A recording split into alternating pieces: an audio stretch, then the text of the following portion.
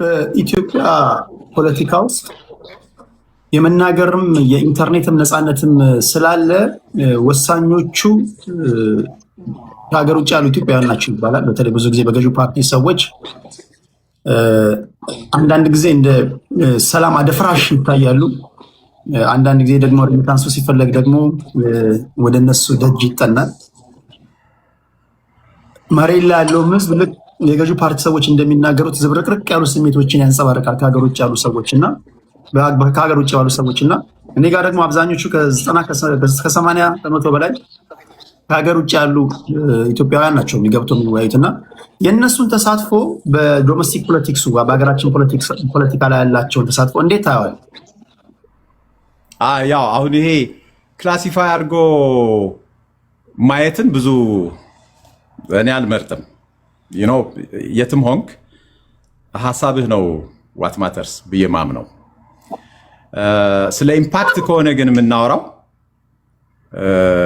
ወሳኙ ሀገር ውስጥ ያለው ነው። ምንም አምሶሪ ለዳያስፖራ ይቅርታ ጠይቃለሁ አንተንም ጨምሮ። ለውጥ ሊመጣ ከሆነ ኢትዮጵያ ውስጥ በሚኖረው ኃይል ነው እንጂ ከውጭ ሆነ የፈለግከውን ብታወራ ምንም የሚቀየር ነገር የለም። ኤክሰፕት አዶኖ እንትንን ይሄ ቅራኔና ግጭቱ እየሰፋ እንዲመጣ ልታደርግ ትችላለህ። ሰዎች ምናልባት አገር ውስጥ ሆነው ከሚያውቁትና ከሚሰማቸው በላይ እንዲሰማቸው እያረክ ምሬታቸውን ማባባስ ትችል ይሆናል። ህይወታቸውን ግን አትቀይርም። እውነተኛ ለውጥ ሊመጣ የሚችለው እዛው ሀገር ውስጥ በሚደረግ ጥረት ነው ብዬ ነው ማምነው እና የዳያስፖራ ኮንትሪቢሽን የሚናቅ አይደለም አውቃለሁ። በተለይ ኢኮኖሚካሊ ትልቅ አስተዋጽኦ ሊኖረው እንደሚችል አምናለሁ።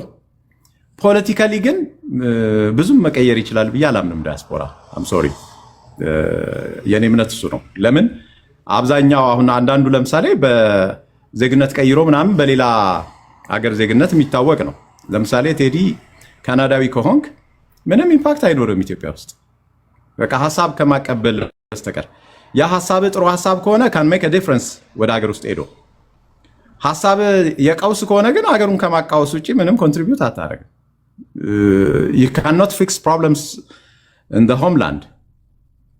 ችግር ከማባባስ ውጭ እዛ ውስጥ የምትፈታው ምንም ችግር አለ ብዬ አላምንም። ችግሩ የሚፈታው መጨረሻ ላይ አገር ውስጥ ሆኖ ባለው የራሱን ጥረት በሚያደርገው ትንሽ የሚሆን ትልቅ ኃይል ነው ብዬ ነው ማምነው። ዳያስፖራ እዚህ ጋር ኮንትሪቢዩት ሊያደርግ ከሆነ መሆን ያለበት ነው ሌሎች አሉ። ኢኮኖሚክ ምናልባት በኋላ ዛሬ የተገናኘንበት ዋና ምክንያቱም የኢትዮጵያ ሕዝብ ፖለቲካ ብቻ ሳይሆን ብዙ የሚያስፈልጉት ነገሮች እኮ አሉ። ይበላል፣ ይጠጣል፣ መጠለያ ያስፈልገዋል፣ ይታመማል። ሪሊ ወገኑን የሚወድ ዳያስፖራ ሞር ኦፍ ትኩረቱ መሬት ላይ ላለው ሶሳይቲ መሆን አለበት ብዬ ግን አምናለሁ። ያ ቀላል የሚባል አስተዋጽኦ አይደለም። ምክንያቱም እንዳለመታደል ሆኖ የብር አቅማችን የእኛ ገንዘብና የምዕራባውያን ገንዘብ አቅም ተመጣጣኝ አይደለም። ስለዚህ ከዳያስፖራ ምናልባት አንድ ምሳ የምትበላበት ኢትዮጵያ ውስጥ ብዙ ነገር ለውጥ ሊያመጣ ይችላል እና ያ ትልቅ አስተዋጽኦ ሊኖረው ይችላል ብዬ አምናለሁ ዳያስፖራ። ፖለቲካሊ ግን ወሳኙ የሀገር ውስጥ ያለው ኃይል ነው ብዬ ነው የማምነው። አንድ ሁለት ጥያቄ ልጨምርና ወደ ዋናው ሌላ ወደ የምናወራቸው ጉዳዮች ወደዛ ሄዳለሁ። ሌሎቻችሁ ታፕታፕ አድርጉ። አገር ቤት ሁለት አክቲቭ ጦርነቶች አሉ። የፌዴራል መንግስት ከታጣቂ ኃይሎች ጋር ይታኮሳል። አለመዋጋት እንችላለን እኛ ኢትዮጵያውያን ወይም አለመዋጋት የምንችልባቸው እድሎች አሉ? ካሉስ እንዴት ነው ሊሆን የሚችለው? እስኪ እሱ ልትነግረን ትችላለህ? እንደ በጣም አለ። የኔን ንግግሮች ሰምተህ የምታውቅ ከሆነ ይሄ ጥያቄ ልታነሳብኝም አይገባም። አለመዋጋት በጣም ይቻላል። ፎር ኤኒ ሪዝን። ጦርነት የሚደነቅ ነገር አይደለም፣ ትክክልም አይደለም። አት ዘ ኤንድ ኦፍ ዘ ዴይ የሰው ህይወት ነው የሚቀጥፈው። እኔ ሰው ህይወቱ ከሚያልፍ በቁሙ ሆኖ በደል ቢያሳልፍ ይሻላል ብዬ አምናለሁ። ለምን ያ በደል የሆነ ቀን ሊቀየር ይችላል። ህይወት ግን ተመልሶ አይመጣም። አንተ ስለማትሞት በሌሎች ህይወት መወሰን ቀላል ሊሆን ይችላል። ራስን በእነሱ ቦታ አድርገህ የምታስብ ከሆነ ግን በምንም አይነት ሲቹዌሽን ውስጥ ቢሆን ሰው ሊኖር ነው የሚገባው። ሲኖር ነው ለውጥ ያለው። ይሄ ታገልኩለትም የምትለው ሰራሁለትም የምትለው በየትኛውም ሳይድ ሆነ ይሄ የማንንም ሳይድ የዚህኛው ልክ ለማለት አይደለም። በየትኛውም ሳይድ ሆነ ለህዝብ የምታስብ ከሆነ ጦርነትን አቮይድ ነው ማድረግ ያለብህ። ሌሎች ብዙ መንገዶች አሉ። 1001 መንገዶች ሰላማዊ የሆኑ ሐሳብን የምታሰርጽባቸው ለህዝብ የምትሰራባቸው ብዙ መንገዶች አሉ ብዬ አምናለሁ። ስለዚህ አለመዋጋት እንችላለን። ጦርነት ምርጫ ነው በነገራችን ላይ። I'm sorry to say it። የግል አስተያየት ነው። ከዚህ ቀደም በሰላማዊ ትግላቸው የምናውቃቸው ትላልቅ ፖለቲከኞች ለምሳሌ እንደነ መራራ ጉዲናን አይነት በዚህ ዘመን አይዊሽ ነፍጥ አንግቤ መዋጋት የሚችልበት እድል ቢኖር ብለው የተናገሩትን ነገር የሰማንበት ጊዜ ነውና ኦኬ ብዙ ሰዎች የገዢውን ፓርቲ ሰዎች ብሌም ያደርጋሉ። ኦብቪየስሊ በጀቱንም የያዘው እሱ እንደመሆኑ መጠን ምህዳሩን ማስፋት ያለበት ስልጣን ላይ ያለው አካል እንደሆነ እኔም አምናለሁ።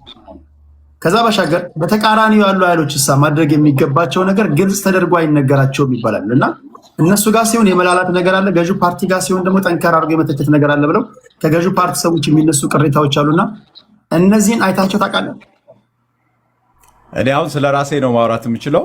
ሁለቱንም በእኩል ሚዛን የሻይ ቡና የመጨረሻዎቹን የፊድባክ ፕሮግራሞች ማየት ይቻላል። ለሁለቱም የሚገባቸውን ፊድባክ ሰጥቼ አውቃለሁ። በተናጠል ገሌ ሳይሆን ሀሳብ ላይ ነው ፎከስ ማድረገው። ሁሌም ስናገር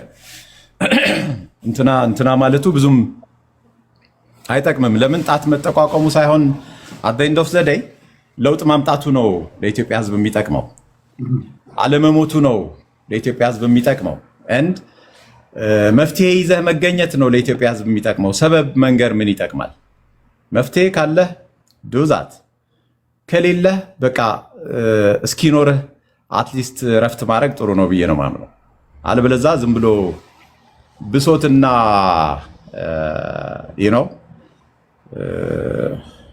አንዳንዴ ማዘናጋትም ነው የሚመስለኝ። ገብቷል? ዝም ብለህ ሮሮ ብቻ እያወራ ጧት ማታ ምናምን አንደኛው ሌላኛው ላይ ጣት እየጠቆምክ እየተጠላላህ እየተሰዳደብክ ብትቀጥል የምታመጣው ለውጥ የለም።